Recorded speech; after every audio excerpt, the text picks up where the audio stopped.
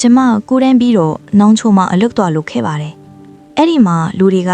ညီမကိုဝိုင်းချစ်ပြီးကြတယ်။ဒါပေမဲ့10တန်းပြန်တက်ရမယ်ဆိုတော့မဖြစ်မနေအိမ်ပြန်ရမယ်လို့ဆုံးဖြတ်လိုက်တယ်။အဲ့ဒီဆိုင်ရှင်အတိအန်တီတယောက်ကမပြန်စီချင်ဘူး။ပြန်မယ်ဆိုတော့9မုတ်ကျော်စားပါအောင်ဆိုပြီးကြွေးတယ်။အစကမစားချင်ဘူး။ဒါပေမဲ့အားနာလို့နည်းနည်းစားလိုက်မိတယ်။နောက်နေ့မနေ့ကျတော့အကျော်ဆွဲတယ်လို့ဖြစ်သွားတယ်။ဆရာဝန်တွေနဲ့ကုလည်းမသက်သာအောင်နောက်မှပဲသိရတာ9မုတ်ကျော်ကျွေးတဲ့အန်ဒီကမပြန့်စေချင်လို့လှုပ်ထားတာထစ်မဲဆိုတာနောက်ပိုင်းသူလာမေးတော့မပြန်တော့ဘူးလို့လိန်ပြောလိုက်တယ်အဲ့ဒါနဲ့တဖြည်းဖြည်းပြန်ကောင်းလာတယ်ပြီးတော့အတိမပေးပဲပကန်ဘက်ကကိုရွာကိုပြန်လာခဲ့တယ်အဲ့ညအိမ်မက်ထဲမှာကျမရွာထဲလျှောက်လေးနေတယ်အတော်အိမ်မိကမန်းကြီးပဲငုတ်တိုးကြီးနာရောက်တော့အဲ့ငုတ်တိုးပေါ်မှာကျမလိုပဲဝစ်ထားတဲ့မိန်းကလေးတယောက်ထိုင်နေတာတွေ့လိုက်တယ်ပြီးတော့သူကလှမ်းပြောတယ် နေဒီနေရာကိုကြိုက်လားနင်းနဲ့ငါနေရာလဲမလားနင်းနေရာမှာငါနေမယ်အိုးမလဲချင်ပါဘူးကွာ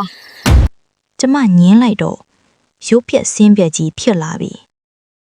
နင်းနေရာမှာငါနေမယ်မပေးလို့မရဘူး ပြီးတော့ကျမကိုပေါ်တက်ဖိထားတယ်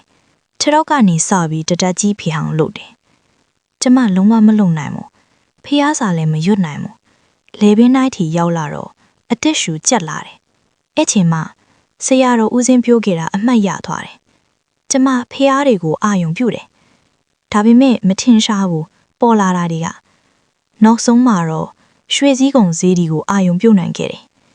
တပည့်တော်ဤအသက်နဲ့ခန္ဓာကိုယ်ကိုဖျားမှာလှူဒန်းပါဤလို့ရွတ်လိုက်တယ်အဲ့ဒီအချိန်မှာဘေးနားမှာအယောင်ဝါနဲ့အဆောင်အရှောင်နှစ်ယောက်ပေါ်လာတယ်သူတို့ထရဲမကိုအလင်းတန်နေနဲ့လှုပ်လိုက်တယ်ထရဲမကအဝေးကိုလွင့်လွင့်သွားတယ်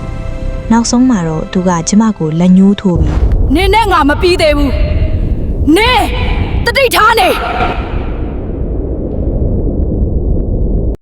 ကျမအဲ့နောက်ပိုင်းကုတူကောင်းမှုတွေလုပ်တယ်အဲ့နောက်ပိုင်းတော့ဒီအဖြစ်ပြက်ဒီမရှိတော့ဘူးဒါကအိမ်မက်ဆိုးတစ်ခုမဲ့ထင်မှာပါလို့တွေးမိရင်